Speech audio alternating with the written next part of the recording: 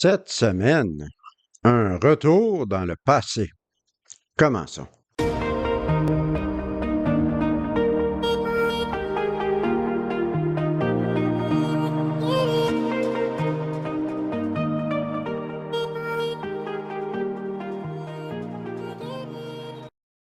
Bonjour et bienvenue à une nouvelle vidéo sur la vérité concernant Watchtower et les témoins de Jéhovah. Il y a quelques jours, j'étais en train de digitaliser mes anciens négatifs, en voici un d'ailleurs. J'ai toujours été un amateur de photographie et j'ai commencé à faire de la photo dans ma vingtaine, lorsque la photographie digitale n'existait pas. Mais j'ai gardé tous mes négatifs précieusement et maintenant j'ai de l'équipement pour pouvoir les convertir en photos digitales. Et en regardant ces vieilles photos, j'en ai trouvé plusieurs de l'époque où j'étais témoin de Jéhovah, pendant les assemblées, pendant les petites fêtes qu'on organisait lorsque j'étais témoin de Jéhovah. Et cela m'a rappelé bien des souvenirs. J'ai donc décidé de parler de qu'est-ce que c'était être adolescent dans les années 80 parmi les témoins de Jéhovah. Et nous sommes une génération spéciale, je crois fermement. Nous avons vécu certaines choses qui ont formé notre façon de voir la vie jusqu'à aujourd'hui, malgré le fait que moi, en particulier, j'ai quitté les témoins de Jéhovah il y a de cela plusieurs décennies, et pourtant, je me prends souvent à penser à certaines choses dans une optique que j'ai appris lorsque j'étais témoin de Jéhovah en tant qu'adolescent. C'est quelque chose. On va parler alors de certaines des choses qu'on nous a enseignées à cette époque-là. Et bien entendu, à l'époque, un peu moins aujourd'hui, je crois, mais à l'époque, on nous martelait constamment que le monde appartenait à Satan. Si on va dans 1 Jean 5,19, un verset qui nous était lu continuellement, nous savons que nous venons de Dieu, mais que le monde entier se trouve au pouvoir du méchant. Eh oui, ces choses-là nous étaient constamment martelées dans le cerveau de façon très peu subtile. Et si ce n'était pas suffisant de voir cela dans la Bible, eh bien, dans le fameux livre « Vous pouvez vivre éternellement sur une terre qui deviendra un paradis », eh oui, le livre rouge. Voici ce qui était écrit à la page 208 et 209 de ce livre. Jésus appela Satan le chef de ce monde, et l'apôtre Jean dit que le monde entier gît au pouvoir du méchant. Aussi, le monde de Satan est la société humaine organisée qui existe indépendamment de l'organisation visible de Dieu. C'est de ce monde-là que les chrétiens doivent se séparer. Le monde de Satan, autrement dit, sa société humaine organisée, se compose d'éléments divers étroitement liés entre eux. Et oui, ça c'était dans les années 80. Et nous sommes une génération unique. Et bien entendu, j'ai un préjugé car je suis de cette génération, mais tout de même, on nous avait promis qu'on passerait à travers Armageddon et qu'on entrerait dans le nouveau système de choses, dans le paradis, sans jamais mourir, sans jamais vieillir. On ne promet plus cela aujourd'hui, c'est fini ce temps-là avec les générations élastiques. Et pourtant, nous sommes rendus en 2025 et Armageddon n'est jamais venu. Nous n'avions aucune idée à l'époque que Jésus laissait le collège central nous enseigner des choses qui n'étaient pas vraies, des fausses doctrines, des choses erronées. On ne savait pas cela. Et ce n'est que beaucoup plus tard que Jésus s'est aperçu que les générations pouvaient être élastiques. Donc, en tant qu'adolescent, dans les années 80, on a basé notre vie sur ce genre de prophétie qu'on ne mourrait jamais. Regardez ce qui est écrit dans la tour de garde du 1er mai 1985. Alors, 85 à la page 4. Ainsi donc, l'intervention divine aurait lieu du vivant de personnes qui auraient vu les premiers indices annoncés par Jésus. Par conséquent, le jugement divin doit être exécuté avant que la génération de 1914 ne s'éteigne. Ah oui, eh bien, Collège Central, j'ai une mise à jour pour vous, une mise à jour. On dirait que Jésus était en train de s'amuser avec vous. Il était en train de vous faire une blague, de se moquer de vous, j'imagine, parce que finalement, ça ne s'est pas produit. Donc, c'est ça. Pour récapituler un peu, Satan était partout. On était dans le système de choses de Satan, mais ce n'était pas grave parce que Jésus allait nous amener dans le paradis avant même qu'on ait le temps d'avoir des cheveux gris. Et regardez-moi maintenant. Et je crois sincèrement que les jeunes témoins de Jéhovah aujourd'hui naviguent le monde de Satan, si on veut, d'une façon très différente des jeunes de mon époque. Peut-être parce que je suis vieux, j'ai des préjugés, mais je crois que Satan est la fin du monde. Il nous semblait beaucoup plus réel qu'aux jeunes témoins de Jéhovah d'aujourd'hui, notamment à cause de la fameuse prophétie de 1914. Maintenant, c'est évident que cette prophétie, c'est de la foutaise. Mais à mon époque, c'était encore valable. Il y avait encore bien des gens qui étaient vivants de la génération de 1914. Donc, c'était actuel, c'était réel pour nous.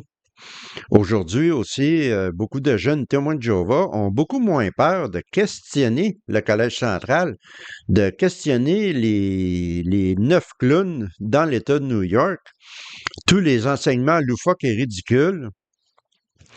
Mais en tous les cas, à mon époque, on ne savait même pas qui étaient les membres du Collège central. C'était des inconnus, c'était des figures quasiment mythiques dont on ne connaissait pas les noms.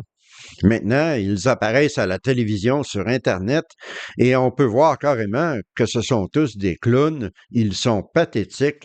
Donc, c'est beaucoup moins difficile pour un jeune témoin de Jéhovah aujourd'hui de questionner et d'avoir des doutes sur le Collège central que ça l'était à mon époque. Et à mon époque, je m'en souviens, avoir des privilèges dans la congrégation. Passer les microphones pour les commentaires, s'occuper du système de son, etc. C'était un privilège, c'était un statut social dans la congrégation lorsqu'on faisait ces choses-là. Et les jeunes sœurs nous regardaient d'un autre œil. Et c'est vrai ce que je vous dis là, c'est comme ça que ça fonctionnait. C'est donc important pour moi de partager quelques-uns des enseignements euh, complètement loufoques et affreux qui nous étaient donnés dans les années 80 et le phénomène culturel des témoins de Jéhovah des années 80 qui est complètement différent à celui d'aujourd'hui. À l'époque, il n'y avait pas d'Internet, il n'y avait pas de réseaux sociaux, on n'avait même pas de courriel. On s'amusait avec des jeux de société, le cube de Rubik, et si il y avait une sœur que l'on trouvait attirante ou séduisante, il fallait lui écrire une note à la main. On ne pouvait pas lui envoyer un courriel, ça n'existait pas. Il n'y avait pas de message texte non plus, ça n'existait pas. Il n'y avait pas de téléphone cellulaire, pas de téléphone intelligent, rien de tout cela. Donc, c'était une autre époque. Et pendant que les jeunes dans le monde, oui, les jeunes dans le monde, à l'époque, c'était un terme très souvent utilisé, les gens du monde, les jeunes du monde. Pendant que les jeunes du monde étaient en train d'organiser la partenaire ou le partenaire pour le bal des finissants, et je ne sais pas si en France, il y a un bal des finissants dans les écoles. Ici, en Amérique du Nord, c'est très populaire, mais en tous les cas, nous, les jeunes dans les témoins de Jéhovah, on avait autre chose. On avait quelque chose de spécial, de l'enseignement spirituel. Oubliez le bal des finissants, voici ce que nous avions pour nous enseigner, et oui, le fameux livre qui est sorti en 1976 et qui était en vigueur lorsque j'étais jeune témoin de Jéhovah. Votre jeunesse, comment en tirer le meilleur parti? Ah, ce fameux livre. Et voyez les excellents conseils qui étaient donnés par l'esclave fidèle et avisé par le moyen de ce livre pour les jeunes. On parlait ici de la masturbation. La question n'est pas tellement de savoir quelles sont les conséquences physiques nuisibles de la masturbation, mais plutôt quels sont les mauvais effets sur le plan spirituel. Et oui. Et comment est-ce qu'on pouvait contrôler ces désirs sexuels immoraux? Eh bien, voici ce qui est écrit un peu plus loin. Peut-être préférerez-vous aussi dormir sur le côté plutôt que sur le dos ou à plat ventre. Il est également utile de veiller à ce que vos vêtements ne soient pas trop serrés au point d'irriter vos parties intimes. Ah, cela rappelle des souvenirs de notre cher oncle Tony Morris avec ses discours ridicules sur les pantalons serrés. Et oui. Et aussi la fameuse vidéo qui était une fuite qui nous avait été communiquée par des taupes au Bethel, au Collège central. C'était des vidéos qui n'étaient pas destinées au public. Et j'ai fait 2 vidéos sur ces vidéos-là, le fameux vidéo des oreillers au Bethel pour les jeunes hommes seuls. C'était tellement ridicule. Et finalement, toujours en parlant de la masturbation et le lien à l'homosexualité. Et oui, en fait, la masturbation peut être le premier pas qui conduit à l'homosexualité. Contrairement à ce que pensent beaucoup de gens, on ne naît pas homosexuel, on le devient. Ça, c'était l'immense sagesse du Collège central à l'époque. Et encore aujourd'hui, est-il besoin de le dire. Et un peu plus tard, au début des années 90, eh bien, Jésus, par l'entremise du Collège central, bien entendu, d'après eux, a décidé de faire une mise à jour sur les enseignements pour les jeunes et on eut droit au livre Les jeunes s'interrogent, réponse pratique. Et je ne vous lirai pas d'extrait de ce bouquin, mais il y avait des énormités là-dedans, des stupidités, mais il n'y avait pas de mention sur la masturbation qui menait à l'homosexualité, au moins. Mais maintenant, je vais vous parler de la publication qui a fait le plus de tort, qui a ruiné l'adolescence de beaucoup de témoins de Jéhovah, et ce n'est pas une exagération, ce n'est pas un drame que je fais, c'est la vérité. C'était la fameuse brochure L'École et les témoins de Jéhovah. Cette brochure est sortie aux assemblées en 1983. C'était une brochure qui était destinée à être donnée aux enseignants dans les écoles pour leur expliquer pourquoi les jeunes témoins de Jéhovah ne saluaient pas le drapeau, ne faisaient pas ci, ne faisaient pas cela, ne participaient pas aux activités. Et on encourageait les parents à lire cette brochure et on encourageait les parents et les élèves à donner cette brochure à leurs enseignants. Et cette brochure a détruit et a ruiné l'adolescence de millions de jeunes témoins de Jéhovah. Juste un exemple, on parle du sport organisé. Et n'oubliez pas, on parle ici de jeunes personnes qui veulent être acceptées par leurs amis, qui veulent faire partie du groupe. Toutefois, certains témoins trouvent que les écoles ont souvent tendance à accorder une importance excessive au sport. De plus, nous pensons que les sports organisés risquent d'exposer les jeunes témoins à des compagnies malsaines. Enfin, l'esprit de compétition qui imprègne les sports à notre époque, cette idéologie selon laquelle seule la victoire compte, nous paraît particulièrement dangereuse. Et ça, c'était une des choses que cette brochure a faites. Elle nous a enlevé le petit peu de plaisir que le livre Les jeunes s'interrogent et comment tirer la meilleure partie de votre jeunesse et toutes les autres stupidités de Watchtower dans le passé nous avait déjà enlevé. Le petit peu qui restait, ça nous a été encore plus enlevé par cette brochure. Cette brochure-là a fait tous les efforts possibles pour transformer un adolescent témoin de Jéhovah en rejet social à l'école. Ce n'était pas une publication passive. Elle a ruiné l'adolescence de notre génération. On n'a qu'à penser au potentiel perdu, aux expériences perdues et au temps perdu à cause de cette brochure.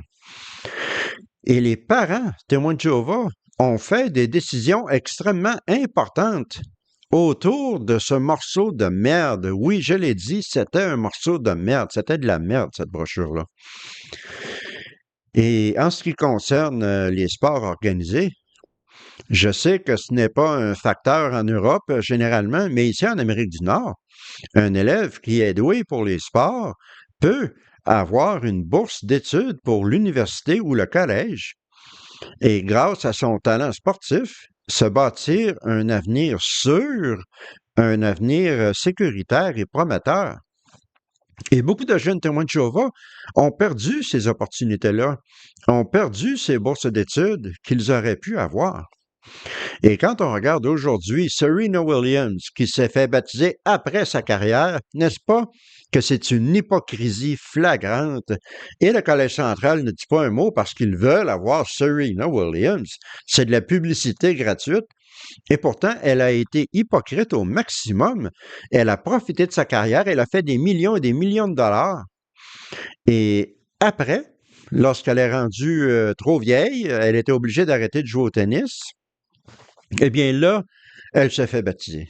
Quelle hypocrisie flagrante.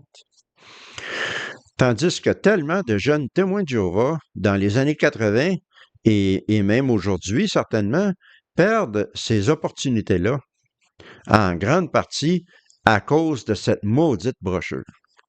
Un peu plus loin, dans la même brochure, dans le même chapitre, on mentionne ceci. Dans certains pays, lors des rencontres sportives, des chefs de claque ou des meneuses de claque, si vous préférez, ont la responsabilité d'orchestrer les acclamations frénétiques des supporters afin d'encourager leurs concurrents ou leur équipe sportive.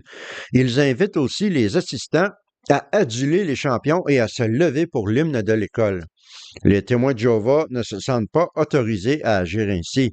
Pareillement, nous estimons qu'une jeune chrétienne ne pourrait participer à un concours pour être élue reine de beauté sans transgresser les principes bibliques selon lesquels il ne convient pas de glorifier des humains. Et oui, encore une fois, on nous enlevait cette possibilité de faire partie du groupe, d'être accepté par le groupe. Non, c'était être comme Satan, de vouloir glorifier les humains. C'est ce qu'on se faisait dire essentiellement. Et je réalise ici que je parle beaucoup de phénomènes scolaires nord-américains comme les sports organisés, les menaces de claque et tout cela, mais il y a certainement en Europe et dans d'autres parties du monde d'où vous me regardez présentement des coutumes semblables dans vos écoles et je suis certain que de la même façon, ces choses-là étaient interdites par Watchtower dans les années 80 et même jusqu'à aujourd'hui. Et imaginez un peu l'impact que cela avait sur des jeunes de 15, 16, 17 ans. C'était dévastateur. On devenait des rejets sociaux. On était isolés, on était mis à part par les autres élèves dans notre propre école. On n'avait pas d'amis, on ne pouvait pas fréquenter les jeunes du monde. Et donc, tout le monde nous regardait comme si nous étions des lépreux d'une certaine façon. Mais maintenant, nous allons embarquer dans un sujet à l'époque des années 80 qui était vraiment énorme, la musique et la danse. Et je ne crois pas que ce soit quelque chose qui est aussi important pour les jeunes témoins de Jéhovah d'aujourd'hui. La musique et la danse, c'était énorme pour nous à l'époque où j'étais adolescent dans les témoins de Jéhovah. Et on avait la meilleure musique. Je sais, je suis vieux. J'ai des préjugés, mais je vous le dis, on avait la meilleure musique. La musique d'aujourd'hui, ce n'est pas de la musique. Oui, je l'ai dit, je le déclare, la musique d'aujourd'hui, ce n'est pas de la musique. Mais la musique était tellement importante à ma génération. Nous avons grandi avec certaines de la meilleure musique de toute l'histoire de la musique moderne. Dans les années 80, on avait Michael Jackson lui-même, le roi du pop. On avait la musique New Wave. On avait des groupes de rock. On avait Whitney Houston. C'était incroyable. C'était fabuleux comme musique. Et bien entendu, le Collège central avait beaucoup à dire sur la musique qu'on écoutait en tant que jeune témoin. Et je peux vous dire une chose, c'était mon cas, et c'était le cas des plupart de mes amis à l'époque. On ignorait complètement ce que le Collège central nous disait par rapport à la musique. On nous avait enlevé les sports organisés, on nous avait enlevé le fait d'être meneuse de claque ou d'autres activités du genre, mais on n'allait pas abandonner notre musique. On écoutait notre musique et on se foutait royalement de ce qui était écrit dans les publications. Ça, je peux vous le garantir. Et bien entendu, on avait des petites fêtes. Il pouvait y avoir un ancien ou un serviteur ministériel qui décidait de faire une petite soirée dansante chez lui ou chez elle. Il y avait de la musique, il y avait de la bourre, et j'ai vécu quelques expériences très sensuelles dans ces soirées dansantes-là. Il n'y avait pas vraiment de chaperon. On faisait des choses qui étaient mal vues, disons-le tout de suite. Et c'était vraiment agréable. J'ai des bons souvenirs avec certaines sœurs qui dansaient collées contre moi. Et on voulait s'habiller comme Don Johnson dans Miami Vice. Alors, si vous regardez la photo, ça, c'est tellement années 80. Mais si on retourne une fois de plus à la fameuse brochure L'école et les témoins de Jéhovah. Voici ce qui est écrit. On parle des soirées dansantes.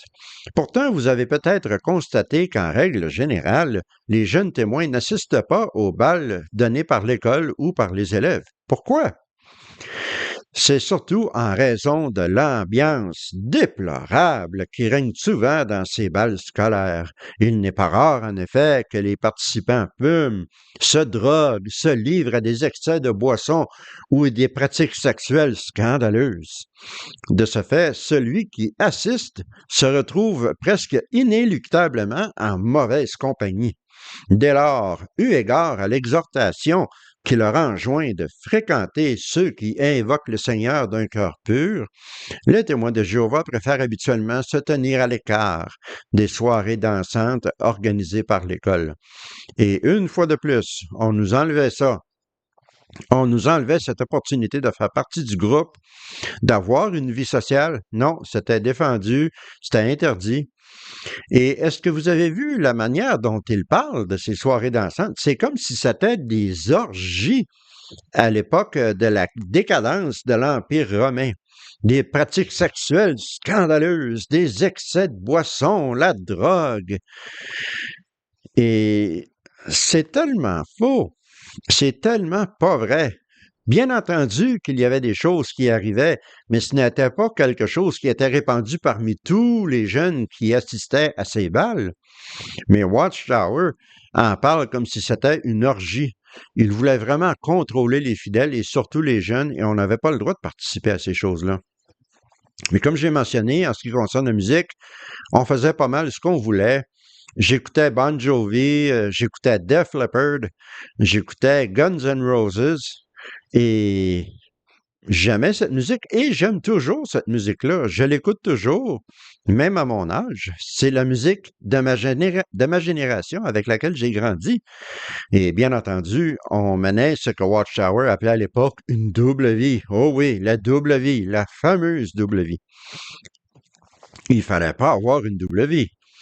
Mais moi, ainsi que beaucoup d'autres jeunes dans ma congrégation et dans l'organisation des témoins de Jéhovah à l'époque, il y avait de la double vie partout.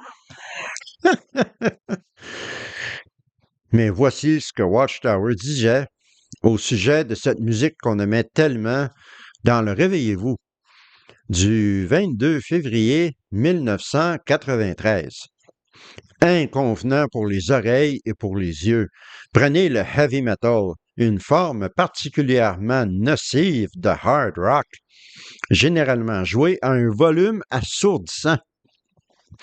Les groupes s'affublent de noms comme Poison, Skid Row, Guns N' Roses, Slayer. Les noms seuls des groupes évoquent la mutilation, la torture et la mort. Je fais remarquer la revue Time. Ce qui est vrai également des illustrations abominables qui ornent les pochettes d'albums et qui représentent souvent des symboles sataniques. On se souvient des pochettes de Iron Maiden en particulier. Que dire de la musique elle-même? Les morceaux de musique portent des titres comme La chair et le sang ou Soif de destruction. Ça, c'est Appetite for Destruction de Guns N' Roses et ce n'était pas une chanson, c'était le nom de l'album complet que j'écoute souvent d'ailleurs. Sweet Child of Mine, Welcome to the Jungle, ainsi de suite. De la bonne musique. Désolé, Watchtower. Et en parlant de la société Watchtower dans le Réveillez-vous qui critique les pochettes d'albums de l'époque, eh bien, j'imagine qu'ils n'ont pas regardé leurs propres illustrations, les illustrations qu'il y avait notamment dans le livre d'histoire biblique pour les enfants et aussi dans le livre La Révélation, son dénouement approche et dans beaucoup de tours de garde et d'autres publications, des illustrations absolument horribles que les enfants regardaient. Quelle bande d'hypocrites!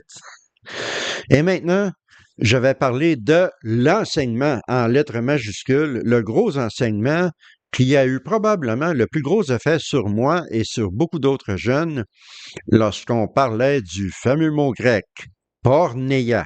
Et oui, répétez après moi, porneia.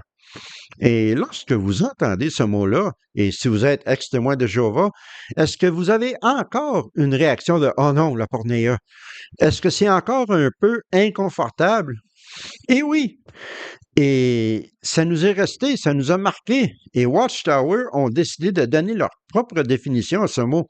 Voyons qu'est-ce que ce mot veut dire pour de vrai d'après les experts en grec. Définition de pornéia. Relation sexuelle illicite. Adultère, fornication, homosexualité, lesbienne, relation avec des animaux, etc. Relation sexuelle avec un proche parent, comme dans Lévitique. Relation sexuelle avec un ou une divorcée. Et notez qu'on parle ici de relation sexuelle complète, dans tous les cas. OK? Pénétration. Excusez-moi le langage, mais il faut être clair, on parle ici de relation sexuelle complète lorsqu'on parle de pornéia d'après l'ancien grec. Mais Watchtower, en ce qui les concerne, ont décidé de donner une nouvelle définition à ce mot. Donc, c'était n'importe quel acte sexuel, même sans pénétration. On parlait ici de s'embrasser, de se caresser, de faire certains attouchements. Tout ça, c'était considéré de la pornéa et c'était passible d'un comité judiciaire et même d'une exclusion et d'ostracisme. Et ça, c'était la répression sexuelle totale. Totale.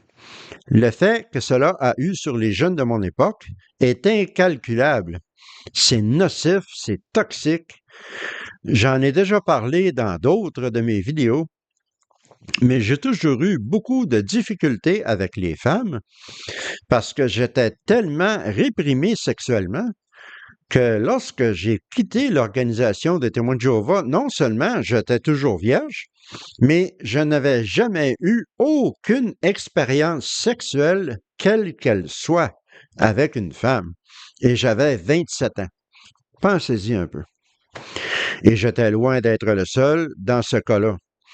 Cela a eu pour conséquence pour moi personnellement, pendant toute ma vie, je n'ai jamais été capable d'avoir une relation normale avec une femme parce que je ne savais pas comment, tout simplement. C'est aussi simple que cela. Je n'en avais aucune idée. Et dans l'autre extrême, beaucoup de jeunes, à l'époque, se disaient « On s'est embrassé, on s'est touché, on est déjà coupable de pornéia, de fornication, de l'immoralité sexuelle. Eh bien, puisqu'on est déjà dans le trouble, on va aller jusqu'au bout, on va faire l'amour, on va avoir une relation sexuelle complète. On est déjà en problème. Alors pourquoi se retenir? Pourquoi ne pas profiter du moment? » C'était encore pire dans un sens. Ça a ouvert les portes à ce genre de comportement qui n'est pas toujours sain. Et même s'il y a des nouvelles compréhensions à propos des études supérieures, que maintenant c'est une question personnelle, une décision de conscience, à l'époque c'était strictement défendu, c'était mal vu. Il ne fallait pas aller au collège, il ne fallait pas aller à l'université, sinon on était matérialiste, on voulait se glorifier, on voulait avoir du statut. Et non, il fallait étudier dans la formation professionnelle ou quelque chose comme cela. Si vous regardez une fois de plus l'abominable brochure « L'École et les témoins de Jéhovah », voici ce qui était écrit. Cependant, bien qu'ils prennent leurs études à cœur, les jeunes témoins ne cherchent pas à s'instruire afin d'acquérir du prestige ou de parvenir à une situation en vue. Leur objectif principal est de devenir de bons ministres de Dieu et ils apprécient l'aide que l'école peut leur apporter en ce sens. Aussi choisissent-ils généralement une orientation scolaire qui les préparera à gagner convenablement leur vie dans le monde moderne. Voilà pourquoi bon nombre d'entre eux reçoivent une formation professionnelle ou suivent des cours d'un établissement d'enseignement technique. Lorsqu'ils quittent l'école, ils veulent en effet trouver un emploi qui leur permettra de se consacrer sans entrave à leur carrière principale, le ministère chrétien. Et oui, et c'est comme ça qu'il y a tellement un immense potentiel qui a été gaspillé et perdu au cours des décennies grâce à ce genre d'enseignement ridicule. Et on donnait ces brochures aux enseignants dans les écoles. Alors imaginez l'effet que ça a eu. Beaucoup de potentiel perdu. Et en parlant de se consacrer sans entrave à leur carrière principale, le ministère chrétien, un autre aspect d'être un jeune témoin de Jéhovah dans les années 80, qui est, je le soupçonne, beaucoup moins grave aujourd'hui, c'était la pression constante et sans relâche de devenir pionnier. Pour moi particulièrement, cela ne cessait jamais. On me le rappelait à moi personnellement à presque toutes les réunions. Pendant les discours, on en parlait, aux assemblées, on en parlait, dans les publications, on en parlait. Il fallait être pionnier, il fallait consacrer notre vie à cette carrière de ministère chrétien. Il fallait devenir pionnier permanent, devenir laveur de vitres, comme on dit dans le paragraphe ici, trouver une façon de gagner convenablement sa vie dans le monde moderne. Tellement ridicule, c'est de la bullshit. Et la pression aussi pour les jeunes hommes, en particulier, de devenir serviteurs ministériels et éventuellement anciens. Ça aussi, ça ne relâchait pas, c'était constant et ça en devenait vraiment une pression extrêmement fâchante, enrageante. Ça me mettait en colère parce que j'étais fatigué d'en entendre parler. Je ne voulais pas devenir pionnier, je ne voulais pas devenir serviteur ministériel et à cause de cela, j'étais mal vu, j'étais vu comme une mauvaise fréquentation parce que je ne voulais pas progresser dans l'organisation. Et c'était une pression constante, et pas seulement pour moi, mais pour tous les jeunes hommes et les jeunes filles de devenir pionniers, et pour les jeunes hommes, serviteurs ministériels. C'était sans relâche. Et je mentionnerai aussi que la plupart de mes jeunes amis de l'époque, beaucoup d'entre eux ont quitté l'organisation. En fait, j'en ai retrouvé plusieurs qui sont devenus mes amis sur Facebook ou dans d'autres endroits, qui sont des anciens témoins de Jéhovah qui étaient dans ma congrégation, qui avaient plus ou moins mon âge. Beaucoup d'entre eux se sont mariés très jeunes, on parle de 18, 19, 20 ans, et presque tous ont fini par divorcer. Il y en a quelques-uns que je sais qu'ils ont quittés et ont divorcé, mais je ne les ai pas retrouvés. Et un en particulier, j'ai rencontré son ex-femme, qui est toujours témoin de Jéhovah. Elle est toujours témoin de Jéhovah baptisée et elle a pris le temps de me parler parce qu'elle m'a rencontré dans un magasin et m'a demandé si j'avais parlé avec son ex-mari, si je lui avais parlé. Et je lui ai dit non, mais le fait qu'une personne baptisée, qu'elle ait enfreint les règlements de Watchtower pour parler à moi qui s'était retiré volontairement, pour savoir si j'avais vu son ex-mari, c'était exceptionnel. Beaucoup de divorces, beaucoup de séparations, beaucoup ont quitté l'organisation et beaucoup ont été victimes de choses horribles. On en a déjà parlé dans d'autres vidéos en ce qui concerne l'abus sexuel sur les enfants. Et ont perdu leur famille aussi, ont perdu tout contact avec leur famille à cause de l'ostracisme qui est pratiqué par Watchtower. Et c'était pas comme ça que c'était supposé finir lorsqu'on était jeune. On était supposé être la génération qui se retrouverait dans le paradis sans même avoir de cheveux gris. On ne deviendrait jamais vieux. On ne deviendrait jamais malade. On n'aurait même pas besoin d'avoir une carrière ou d'aller à l'école parce qu'on allait être dans le paradis. On n'avait pas besoin d'une éducation. C'était pas nécessaire. On n'avait pas besoin non plus de penser à la retraite. Mais on ne pensait jamais à la mort non plus. Et c'est ça le plus grave. On ne vivrait pas la mort, on ne mourrait jamais. On nous avait martelé ça dans le cerveau et on ne s'en inquiétait pas. Et c'est lorsqu'on a quitté, lorsqu'on est devenu plus vieux comme moi, qu'on s'est finalement aperçu que tout cela était de la foutaise, qu'on allait mourir. Et c'est un dur coup. C'était gros. Et pourquoi est-ce que j'ai partagé tout cela avec vous aujourd'hui? À part le fait d'avoir partagé de bons souvenirs, mais je veux surtout que la jeune génération des témoins de Jéhovah d'aujourd'hui réalise tout ce qu'on a enduré dans ma génération et qu'ils ne l'oublient pas et qu'ils sachent que c'est arrivé et que ça pourrait leur arriver aussi de d'autres façons. Et pour vous, jeunes témoins de Jéhovah d'aujourd'hui, et pour tout le monde d'ailleurs, je vais terminer avec une citation de quelqu'un que je respecte énormément. Ce n'était pas un ancien, ce n'était pas un serviteur ministériel, ce n'était pas un membre du Collège central, ce n'était pas un personnage biblique, c'était un personnage des années 80. Et il a dit ceci: la vie passe très vite. Si tu n'arrêtes pas et que tu ne regardes pas à tes alentours une fois de temps en temps, tu vas manquer la vie. Elle va passer à côté de toi. Et qui était cet homme incroyablement sage? Eh bien, c'était Ferris Bueller. Eh oui. Et c'est avec cette citation-là que je vous laisse aujourd'hui. Je m'en vais maintenant écouter un peu de Def Leppard, un peu de Guns N' Roses, un peu de Michael Jackson, et je vais faire semblant de jouer la guitare en écoutant cette musique-là. Sur ce, je vous souhaite une bonne fin de semaine, une bonne semaine, et prenez bien soin de vous. À la prochaine.